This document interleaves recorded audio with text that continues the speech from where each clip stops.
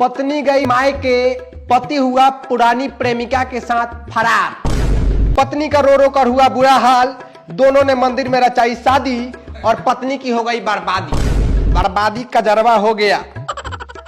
सरकार ने सूचना जारी की है कि पत्नी ठंड के दिनों में अपने मायके ना जाए और अपना घर परिवार का माहौल सुखदायी बनाए रखे। अरे बाप, हम ना जाएम छोड़ के। हो करियाठी राड़ी कितना दिन से पीछे पड़ल बिया, कहीं लेके भाग जाई। बाप रे बाप, समय बहुत खराब हो गई बा माई, बहुत समय खराब हो गई बा। जुग खराब होई ना, जुग तो खराब कर लख है फोन। जब से फोन चलल बा तब से लड़का लड़की सके बाग रोकाता, दिन भर हलो हलो कइले रहता रहे सब कमर में घुस के। अभी जुग बाँचे लायक नहीं खे। अब शिवे गुरु जवन करी है तवन करी है।